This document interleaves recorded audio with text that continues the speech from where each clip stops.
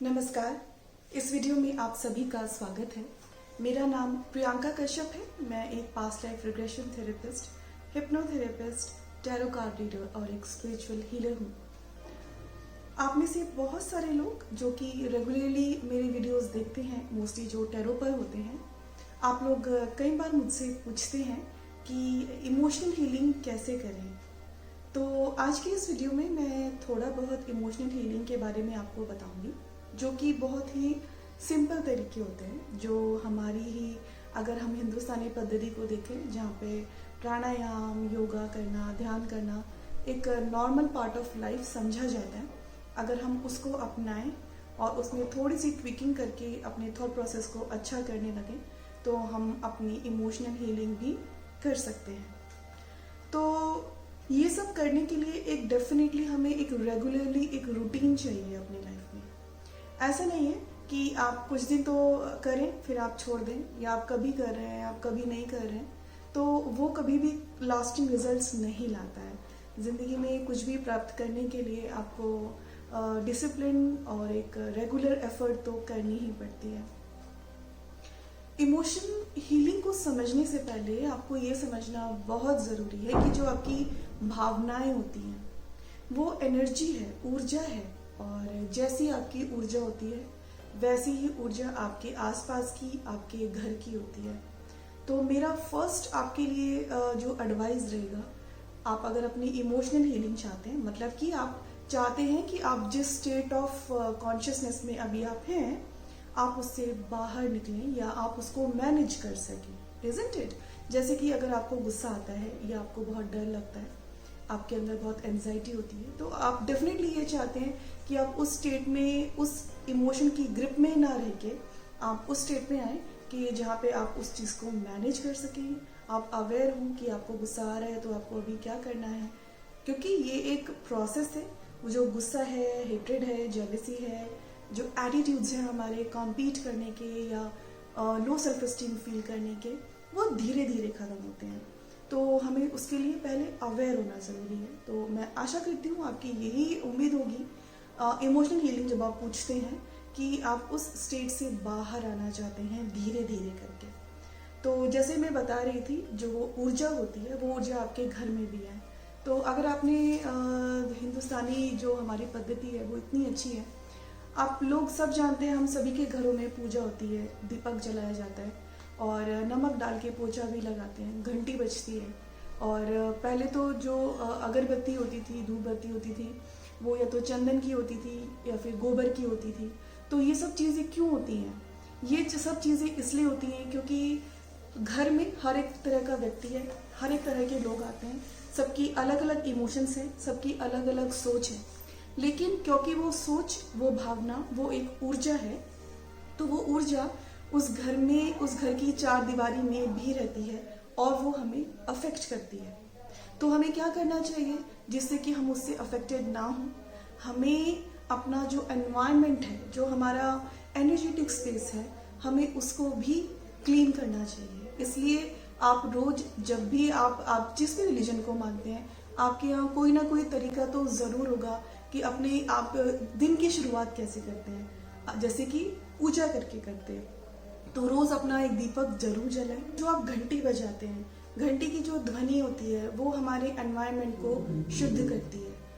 आप चाहें तो आप शंख भी बजा सकते हैं। शंख की जो ध्वनि होती है वो भी हमारे एनवायरनमेंट को शुद्ध करती है, हमारे जो घर में ऊर्जा है उसको शुद्ध करती है।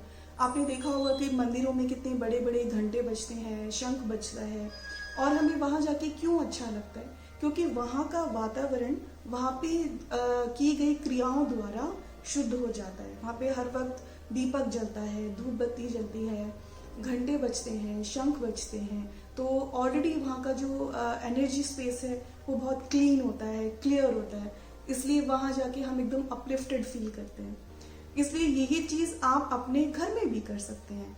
आपको शंख बजाना चाहिए, घंटियाँ बजानी चाहिए, और हो सके तो गोबर की जो धूप बत्ती आती है वो जलाएं, क्योंकि गोबर का जो धुआं होता है वो पूरे एनवायरनमेंट को शुद्ध कर देता है।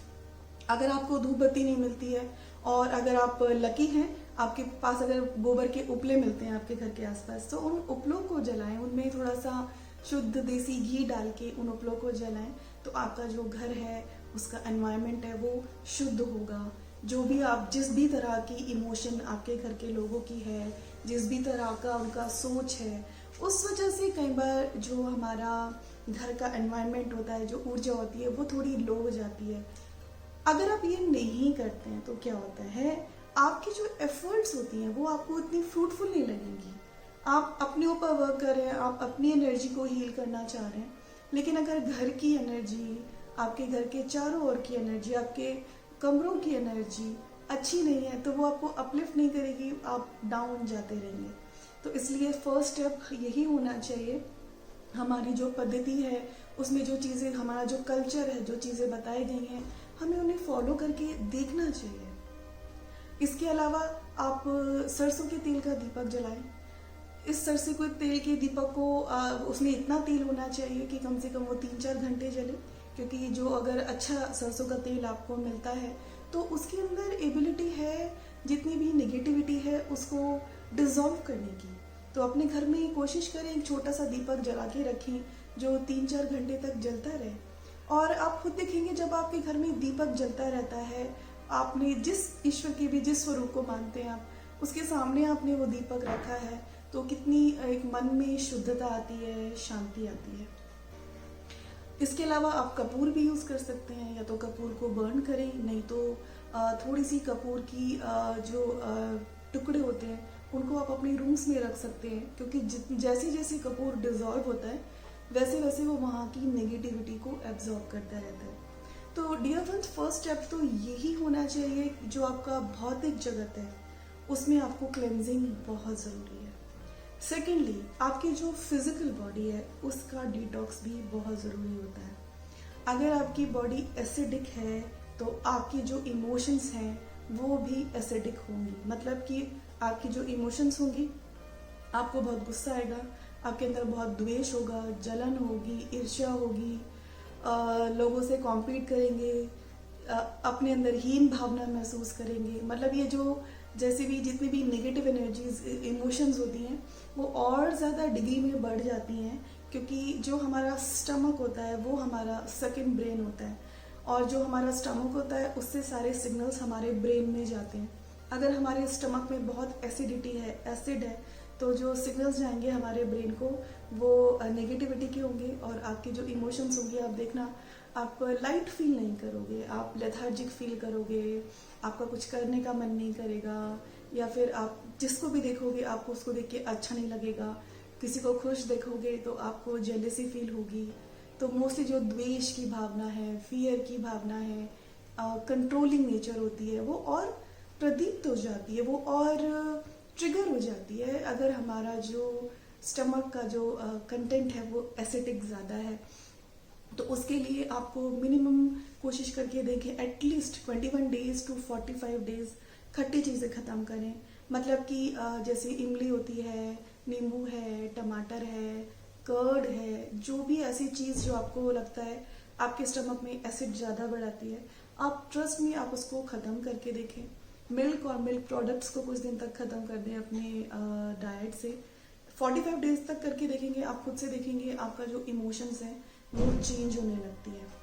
डियर फ्रेंड्स, क्योंकि हम होलिस्टिक बीइंग्स हैं, हम खाली एक चीज़ पे वर्क नहीं कर सकते। आप सिर्फ ये नहीं सोच सकते कि मैं अपनी इमोशनल हीलिंग के लिए कोई टेक्निक सीख लूँ या कुछ वर्क कर लूँ तो मेरी इमोशंस हील हो जाएंगी। No, we are a holistic being, हमको अपने हर एस्पेक्ट पर ध्यान देना होता है। इसलिए मैंने शुरुआत की आपके इर्द गिर्द के एनवायरनमेंट से। पहले तो अपने एनवायरनमेंट की जो ऊर्जा है उसे अच्छा करना है। सेकेंडली, जो अपने भीतर की ऊर्जा है, बॉडी की जो ऊर्जा है, उसे क्लेंस करना है। जितना आपकी बॉडी एसिडिक होगी उतना आपकी बॉडी के अंदर हीट ज़्यादा होगी, और जितनी ज़्यादा हीट होती है उतना ही जो आपका दिमाग है उसमें उतनी एंजाइटीज़ होती हैं, वरीज होती हैं, इरिटेशन होती है, फ्रस्ट्रेशन होती है। आप छोटी छोटी बातों में कमियां निकालेंगे, हर एक बात पे आप जल्दी से नाराज़ हो जाएंगे। वो इसलिए होता है क्योंकि जो आपकी बॉडी है वो ऑलरेडी आपको ऐसे सिग्नल्स दे रही है आपके दिमाग को, जो आपको और इरिटेटेड और फ्रस्ट्रेटेड करते हैं। कई बार लोग बहुत क्रैंकी हो जाते हैं, हर चीज़ पे कमियां निकालने लगते हैं। तो डेफिनेटली वो आपके ऊर्जा के स्तर पे तो हो ही रहा है, इमोशनल बॉडी के लेवल पे तो वो हो ही रहा है, लेकिन जो ट्रिगर उसको ज़्यादा करता है वो आपकी बॉडी का जो एसिडिक कंटेंट है वो भी करता है। तो अपनी बॉडी की एसिडिटी कम करना बहुत ज़रूरी है, और ये मैं आपको इसलिए बता रही हूँ क्योंकि इनिशियल लेवल पे ये सब करना बहुत ज़रूरी होता है। जब आप एक लंबे समय तक अपने आप को हील करते रहते हैं, आप अपनी जर्नी में चलते रहते हैं, तब आपको खुद से समझ में आ जाता है कि भाई जो मुझे इरिटेशन हो रही है, क्या ये किसी कारण की वजह से हो रही है जो मैं इमोशनली फील कर रही हूँ, या मेरी बॉडी में कुछ हो रहा है, या मेरे इर्द गिर्द कुछ है। वो जो सटलनेस होती है डियर वंस, वो बहुत लेट आती है। हम इसलिए कंफ्यूज्ड हो जाते हैं क्योंकि हम बहुत सारी इन्फॉर्मेशन ले लेते हैं और उसको हम मिक्स करके इतना कंफ्यूजन क्रिएट कर देते हैं, हमें समझ नहीं आता है कि जो हम इमोशनली जो एक डिस्ट्रेस्ड फील कर रहे हैं वो हम क्यों कर रहे हैं। इसलिए आपको अपने हर लेवल पे वर्क करना है। जो एक योगी होगा, एक योगी को फर्क नहीं पड़ेगा उसका एक्सटर्नल एनवायरनमेंट में क्या हो रहा है, क्योंकि उनका जो भीतरी एनवायरनमेंट होता है वो बहुत पीसफुल है। उनका अपनी डाइट पर कंट्रोल है, उनका डिसिप्लिन फूड होता है। उस लेवल पे पहुंचने के लिए हमको बहुत समय लगेगा, इसलिए हमें हर एक लेवल का ख्याल रखना है। तो फर्स्ट आपका एनवायरनमेंट, आपको जो मैंने क्लेंजिंग बताई है, फिर आपका स्टमक, अपनी बॉडी क्लेंजिंग, डिटॉक्स बहुत ज़रूरी है। फिर आता है आपका इमोशनल डिटॉक्स। तो इमोशंस को कैसे हील करें, तो क्या करना है, जो भी इमोशन है आपको प्रायोरिटी में डील करना है अपनी इमोशन से।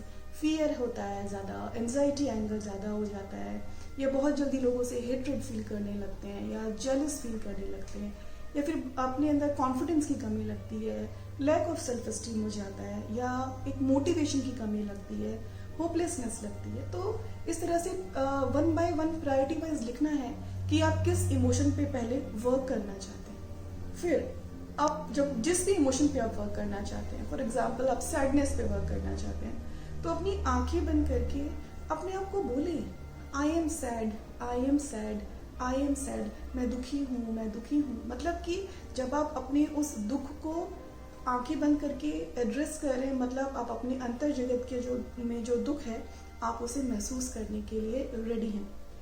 क्योंकि फर्स्ट स्टेप आपकी इमोशनल हीलिंग में होता है एक्सेप्टेंस। आपको एक्सेप्ट करना जरूरी है कि आपको सैडनेस फील हो रही है। कई बार लोग इरिटेटेड, फ्रस्ट्रेटेड इसलिए फील करते हैं क्योंकि वो एक्सेप्ट तो करना नहीं चाहते हैं अपनी इमोशंस, लेकिन उन्हें इमोशनल हीलिंग चाहिए। फॉर एग्जाम्पल, अगर आप सैड फील करते हैं तो आपने अपना दिमाग का प्रोग्राम इतना स्मार्ट बनाया हुआ है कि आप अपने आप से बोलते हैं नहीं नहीं मुझे कुछ फर्क नहीं पड़ता। या आप किसी को देख के जेलस होते हैं तो नहीं नहीं मुझे फर्क नहीं पड़ता। You will say that, but जो आपके अंदर की इमोशन है आपने तो उसको सप्रेस कर लिया है। तो फर्स्ट थिंग इमोशन हीलिंग के लिए है एक्सेप्ट करना पड़ेगा कि ये इमोशन मेरे अंदर है। एक्सेप्टेंस के बाद उसको फील करना जरूरी है। हम लोग जो भी इमोशन होती है हमारी बॉडी में आके स्टोर हो जाती है, और हमारी फिजिकल बॉडी के अलावा हमारी एक इमोशनल बॉडी भी होती है जो हमारी बॉडी के चारों तरफ होती है, दिखती नहीं है लेकिन होती है। तो क्या होता है जब हम कोई भी इमोशन फील करते हैं हम उसे कंट्रोल क्यों नहीं कर पाते हैं, क्योंकि जो हमारी बॉडी है उसमें स्टोर्ड है वो उसके सिग्नल्स ऑलरेडी, और वो हमें फील होने लगता है। हम अचानक से और बहुत जल्दी से रिएक्ट कर देते हैं। जब आप आंखें बंद करके अपने आप को बोलेंगे मैं बहुत दुखी हूँ, या मुझे बहुत डर लगता है, मुझे डर लगता है, जो भी आप बोल रहे हैं, आप देखेंगे आपकी जो बॉडी है उसमें आप कहीं ना कहीं कोई डिस्कम्फर्ट फील करेंगे। मोस्टली जब लोगों को गुस्सा आता है तो उनकी जो ब्रेथ होती है वो बढ़ जाती है, हार्ट बीट बढ़ जाती है। किसी किसी को जब बहुत गुस्सा आता है तो वो उनके दांत किटकिटाने लगते हैं, वो अपने जॉज को बहुत टाइट कर लेते हैं।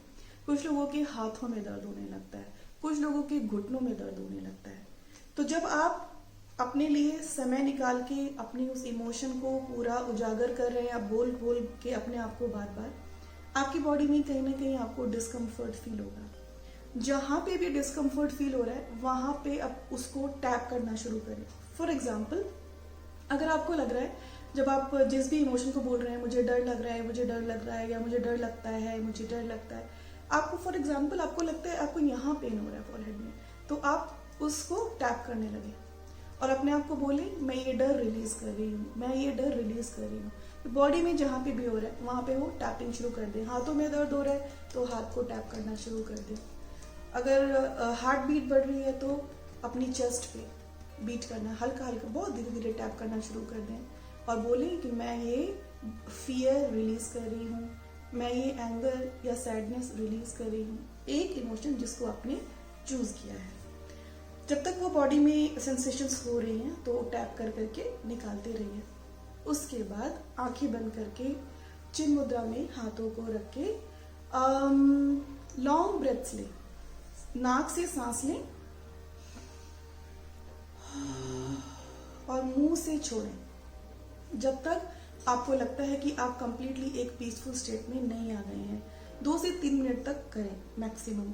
तो जब आप लंबी गहरे सांस ले रहे हैं, मुंह से सांस छोड़ रहे हैं, तब आप ऐसे महसूस करें कि जो आपकी फियर की इमोशन है या जो भी आपने इमोशन सोची है वो आप अपनी पूरे बॉडी से और साथ ही अपनी इमोशनल बॉडी से रिलीज कर रहे हैं।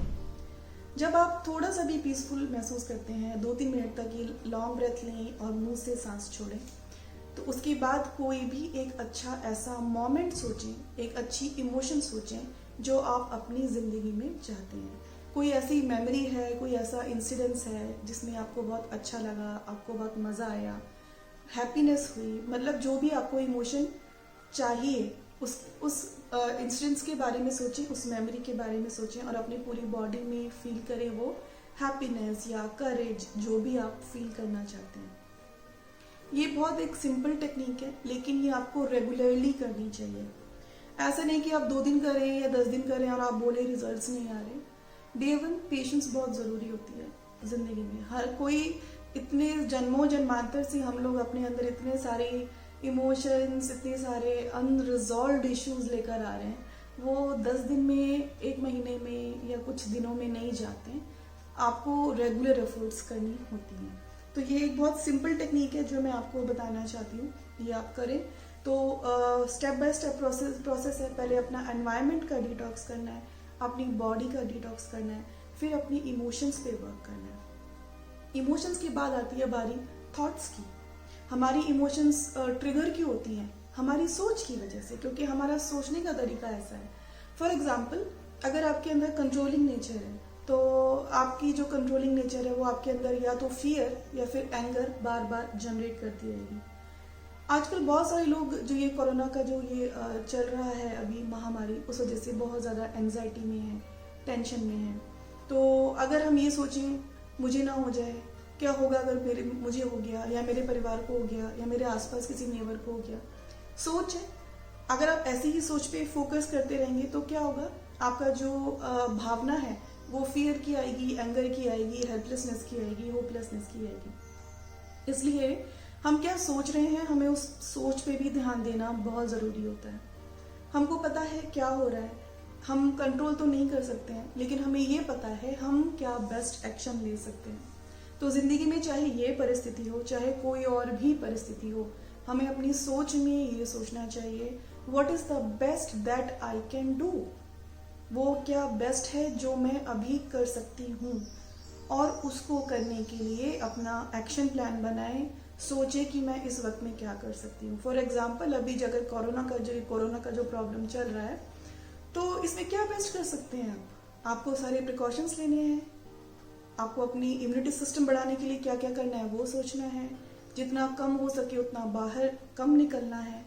हो सके अगर आपकी ग्रॉसरीज, आपका सामान घर पे अगर डिलीवर हो जाता है तो वो घर पे डिलीवरी कराना है, फिर उसकी जो क्लीनिंग कैसे करनी है वो देखना है।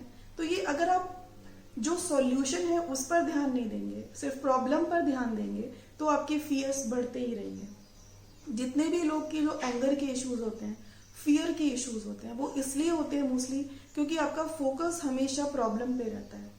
तो अगर आप अपनी इमोशंस पे वर्क कर रहे हैं, फिर आप बोले मेरी इमोशंस तो रिजॉल्व नहीं हो रही हैं, क्योंकि आप अपनी सोच नहीं बदल रहे हैं। तो अपनी सोच को भी बदलना है। इसके साथ साथ जब आप इन हर पहलू पे वर्क कर रहे हैं, तो जो सबसे इम्पोर्टेंट बात है वो है पेशेंस। श्रद्धा और सबूरी बहुत इंपॉर्टेंट होती है। डिवोशन एंड पेशेंस, जो भी कार्य अपने जीवन को बदलने के लिए कर रहे हैं, उसमें डिवोशन बहुत इंपॉर्टेंट है। क्योंकि जो डिवोशन होती है वो आपके अंदर पेशेंस लाती है, प्रेम लाती है, हम्बलनेस और ह्यूमिलिटी लाती है। हम लोग डरते क्यों हैं? क्योंकि हमारे अंदर बहुत ईगो है। हम सोचते हैं हमारी जो हम सोच रहे हैं चीज़ें वैसी ही हों, जैसा मैंने कहा वो व्यक्ति वैसा ही करे, सिर्फ मैं ही ठीक सोचता हूँ, या जो मैंने सीखा है बस वो ही बेस्ट है। तो वो जो ईगो होती है वो हमारे अंदर डर क्रिएट करती है, क्योंकि जब जिंदगी हमारे अनुसार नहीं चलती, जब लोग हमारे अनुसार नहीं चलते, जब हमारी बॉडी हमारे अनुसार नहीं चलती, तो हमको वो डिस्क्रिपेंसी लगती है और हम नाराज हो जाते हैं या हम बहुत फियरफुल हो जाते हैं। क्या हम अपनी सोच बदल सकते हैं कि can we learn to live with the flow of life? अगर अपनी कंट्रोलिंग नेचर चेंज कर देंगे, जो ईश्वर ने जैसा दिया है पहले उसे स्वीकार करेंगे, तभी सॉल्यूशंस मिलेंगे। फॉर एग्जाम्पल, अगर आप पानी में डूब रहे हैं तो यही कहा जाता है जितना आप स्ट्रगल करेंगे उतनी जल्दी आप डूब जाएंगे। जितना आप अपनी बॉडी को शिथिल छोड़ देंगे, चांसेस हैं आप तैरने लगेंगे, जो वाटर का सरफेस है आप उस पर फ्लोट करने लगेंगे, लेकिन शायद आप जल्दी से डूबेंगे नहीं।